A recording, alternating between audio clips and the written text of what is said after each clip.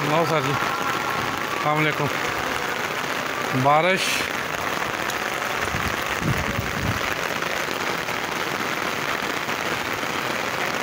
मोइतों की बारिश बड़ी शदीद,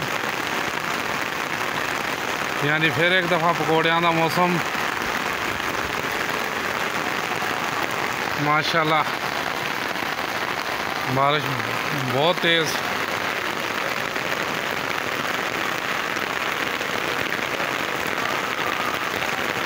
पकौड़ियां का मौसम।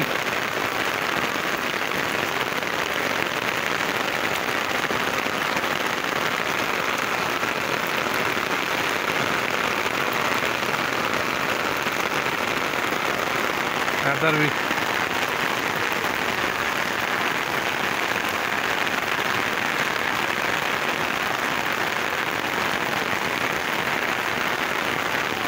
लेकिन गल उही, किसी जगह रब की रहमत होंदी है, किसी जगह ज़ाहिर है उस रहमत बन जाती है। कुछ कह लो अपने अमाल का भी होंदा है दारोमदार। यह देखो बड़ी तेज़ बारिश।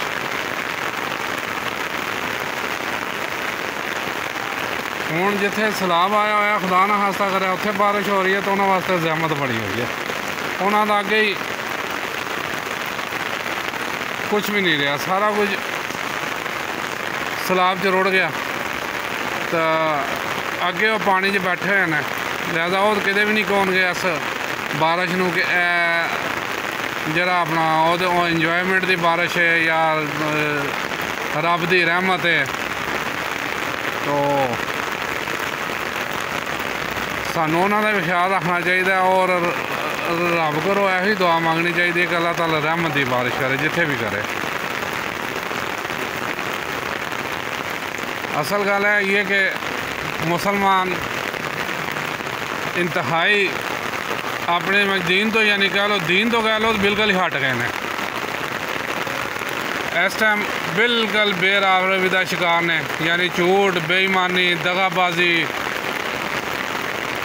करप्शन, नमाज ना पढ़ना। अल्लाह गल फिर वही, एक मैं टीवी प्रोग्राम देख रहा था तो बड़ी अच्छी एक मौलाना साहब ने गल की, वाइंड अप कर रहे थे प्रोग्राम। तो वो हकूकुल्लाह के बारे से उन्होंने बड़ी अच्छी गल की। उन्होंने कहा जी असी अल्लाह नूं तो मानते हैं लेकिन अल्लाह दी नहीं मानते। अल्लाह की कहता है वो नहीं मानते। यही साडा हाल है। सुबह मैं जाना फजर की नमाज पढ़ने नाल, तो सुबह दो बच्चे यानी 17-18 साल के नौजवान ने, बच्चे तो नहीं, और यूट्यूब पर लगे कोई फिल्म देख रहे होंगे ने। रोज़ डेली होंदा ना काम है। उन्होंने कहना यार मस्जिद आ जाओ, आके नमाज पढ़ो, नहीं सुनते। यानी पता नहीं सारी रात उत्थे बैठे रहते हैं। साढ़े अमाल ने, साढ़े अमाल का नतीजा है। इसलिए चाहिए तो है कि जड़ा अपना सानू हुण सीधे रास्ते आ जाना चाहिए कि इससे पहले कि मजीद सानू मार पवे। फिर उतों ट्रांसजेंडर जड़ा कानून पास किया गया, यानी अगर इत्थे वो भी बगैरती आ जाती है तो फिर वाकई जो एक हैडिंग आती है यूट्यूब पर मुख्तलिफ के अगे, तो हुण सिर्फ बारिश हो रही है, फिर इट्टां की बारिश होएगी। यानी खुदा खौफी होनी चाहिए अल्लाह के दीन नूं और उहदे रसूल नूं, जो सानू दस्या गया दीन वो इत्थे अप्लाई करना चाहिए, ना कि जरा अपना अजकल पाकिस्तान, इंडिया और श्रीलंका, बांग्लादेश खासकर असी बाबियां नूं ज़्यादा अहमियत देते हैं। यानी अल्लाह और उहदे रसूल तो भी बात अगे कर देंगे हैं। लिहाजा सानू यह सोच समझ के करना चाहिए कि हतमी सुपर पावर अल्लाह ताला की ज़ात है। अगर उसकी नहीं मनांगे तो फिर यही कुछ होएगा। किसी जगह तो बाजार रहमत नज़र आएगी लेकिन ज़्यादातर फिर बारिश जहमत ही होएगी। और फिर कहा भी गया कि अग की बारिश होनी है, पत्थरों की होनी है, यानी हर किस्म का फिर अजाब साढ़े ते आना। वजह साढ़े अमाल होने ने, वजह साड़ियाँ करतूतां होनियां ने, हर किस्म से बेईमानी। नाप तोल असी अजकल मेरा ख्याल है हुण पाकिस्तान जो 2 नंबर चीज़ छड़ दो ना, मेरा ख्याल कहता है कि पाकिस्तान जो 10 नंबर चीज़ चलती है। हर गल ते झूठ, हर गल ते बेईमानी, ना इंसाफी दे हालत है कि दालां चले जाओ तो 500-500 हज़ार रुपये तो कुरान ते हथ रख के झूठी गवाही दे देंगे ने। थाने चले जाओ तो उत्थे देख दे स्टेटस देखते हैं। गरीब आदमी है ਉਹਦੇ ਨਾਲ ਅਸਾਂ ਹਕਾਰਾਂ ਨਾਲ ਪੇਸ਼ ਆਉਣਗੇ, ਜਿਵੇਂ ਕੁੱਤੇ ਨੂੰ ਨਹੀਂ ਲੱਤ ਮਾਰ ਕੇ ਪਰਾਂ ਕਰ ਦਿੰਦਾ। ਤਾਂ ਅਗਰ ਕੋਈ ਅਮੀਰ ਆਦਮੀ ਆ ਗਿਆ, ਵੱਡਾ ਆਦਮੀ ਆ ਗਿਆ, ਤਾਂ ਉਹਦੇ ਅੱਗੇ ਖੁਦ ਪੂਛ ਲਾਉਂਦੇ ਬੜੇ ਤਾਬੇਦਾਰੀ ਦਿਖਾਉਣਗੇ। ਸਾਡੇ ਇਨਸਾਫ ਔਰ ਅਦਾਲਤਾਂ ਦਾ ਹਾਲ ਹੈ। ਵੱਡੇ ਆਦਮੀ ਦੀ ਹੋਵੇ ਤਾਂ ਰਾਤੀ 12 ਵਜੇ ਅਦਾਲਤਾਂ ਖੁੱਲ੍ਹ ਜਾਂਦੀਆਂ ਨੇ, ਅਤੇ ਗਰੀਬ ਆਦਮੀ ਵਾਸਤੇ ਦਿਨੇ ਇਨਸਾਫ ਨਹੀਂ ਲੱਭਦਾ। पाकिस्तान की इस जो पोजीशन हैगी है, असी अल्लाह ताला की ज़ात तो ज़्यादा अमरीका नूं मानने या यूरोपी ममालक नूं मानने। असी कहने अभी सब कुछ है कहने, वरना साडा दीन तो कहता है कि अल्लाह का कानून नाफिज करो। बल्कि वाज़ह तौर पर मेरा ख्याल सूरह बकरा च कहा गया है कि जेड़े इस्लाम नूं नहीं मानते पहले तो उन्होंने को इस्लाम के ताबेदार होन, इस्लाम लियाउन, सॉरी इस्लाम नहीं लिया फिर बैत करन इस्लाम की, जजिया दोन वो भी नहीं करते फिर उन्होंने नाल जंग करो। सॉरी जी, लगता ज़्यादा जोशीली तकरीर करने की वजह नाल यह सारा कुछ हो रहा, लेकिन वो बरअक्स असी की करने असी पहले ही बैठे। साडे हुक्मरान कहते हैं जी अमरीका सुपर पावर है, ਉਹਦੇ ਨਾਲ ਅਸੀਂ जंग नहीं लै सकते, ਉਹਦੇ ਨਾਲ ਅਸੀਂ मुकाबला नहीं कर सकते। साडे नाल अफगानिस्तान देख लो, पिछले 40 साल तो परसरे बेकार से अल्लाह ताला उन्होंने फतह दी, और ऐसी फतह दी सारी दुनिया एक पासे वो सी, बाकी दूसरे पासे कोई 30-35 कौमां इकट्ठियां सी, लेकिन वो साबित कदम रहे और अल्लाह ने उन्होंने फतह दी, और ऐसी फतह दी। हुण उत्थे दूसरा साढ़े ही एक सियासतदान ने कहा जी उमर फारूक का दौर से दोबारा नहीं आ सकता, ऐतकी उन्होंने बिला सूद बजट पेश किया। उत्थे एक किस्म का उन्होंने वही खिलाफत का निज़ाम ले आंदा।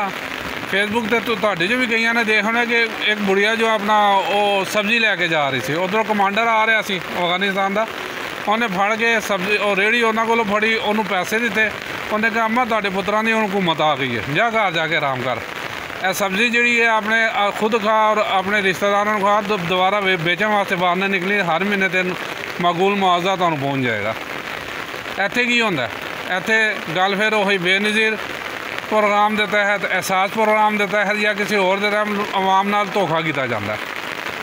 किन्ने एक अपना जेड़े मुस्तहिक बंदे उन्होंने तक पैसे पहुँचने हैं सब, फिर बाद पिछे भी बेनज़ीर इनकम तो पता लगा पीपल पार्टी के वड्डे जेड़े जाली सी उन्होंने पैसे वो अपने रिश्तेदारां शो करके पैसे कटा के, तो फिर वो की है सी उन्होंने पीपल पार्टी, वो तो नस ही गई, वो बाहर ही चली गई, पता नहीं आई भी है कि नहीं।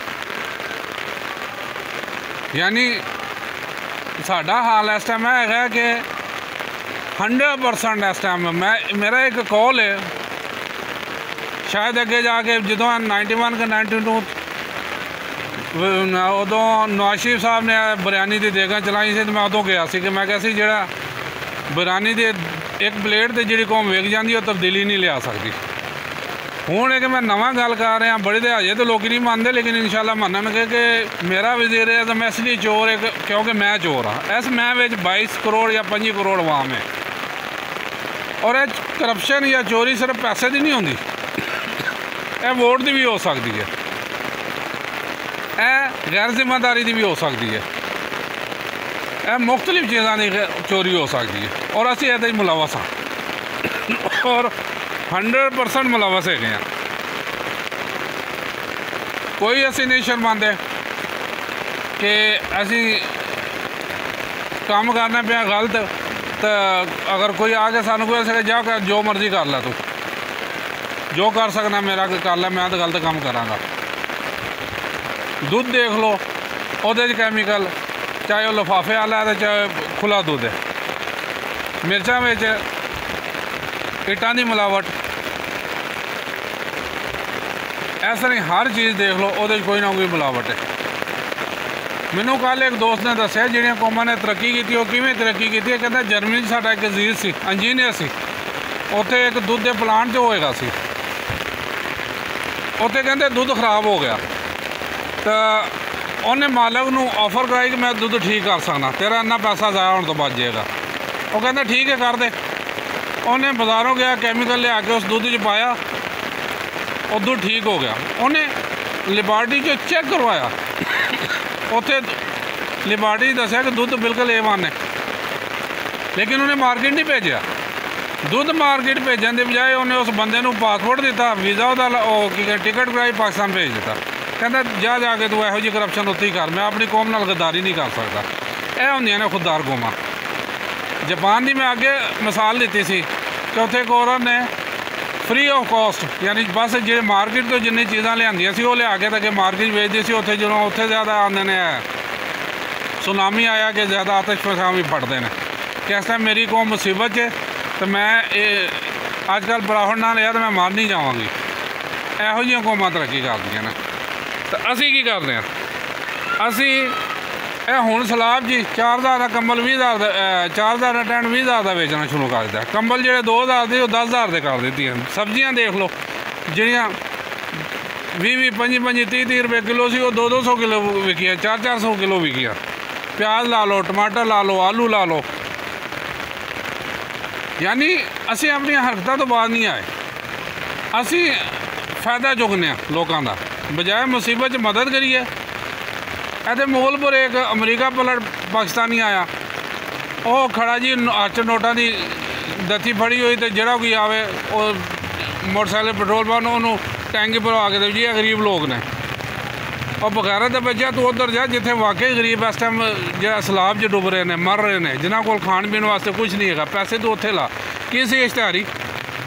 ਉਹ ਆਪਣਾ ਬਸ ਕਹਿ ਰਿਹਾ ਸੀ ਕਿ ਮੈਂ ਬੜਾ ਸਖੀ ਹੈਗਾ। ਇਹੋ ਜਿਹਾ ਨੂੰ ਅੱਗੇ ਜਾ ਕੇ ਪੱਕੇ ਜੁੱਤੀਆਂ ਹੀ ਪਾਉਣਗੀਆਂ। ਮੇਰਾ ਹਾਲੇ ਮੈਂ ਕੁਝ ਜ਼ਿਆਦਾ ਹੀ ਗਰਮ ਮੌਜੂ ਵਾਲਾ ਆ ਗਿਆ। ਤਾਂ ਬਹਰਹਾਲ ਜੀ ਨਾਲ ਆਪਣੇ ਗਰੀਬ ਭਰਾਵਾਂ ਦਾ ਵੀ, ਉਹਨਾਂ ਸਲਾਬਜ਼ਦਗਾਂ ਦਾ ਵੀ ਖਿਆਲ ਕਰੋ, एहसास करो और बारिश इंजॉय करो। पकौड़े शकौड़े ज़रूर खाओ, लेकिन अगर कुछ तुहाडे कोल है रेज़गारी बचे दी तो उन्होंने मदद करो। बड़ी मेहरबानी। उम्मीद है मेरी वीडियो को लाइक करो, शेयर करो और कमेंट्स बॉक्स से जाके मैनू अच्छी तजावीज़ दोगे। अस्सलाम वालेकुम व रहमतुल्लाहि व बरकातुहू।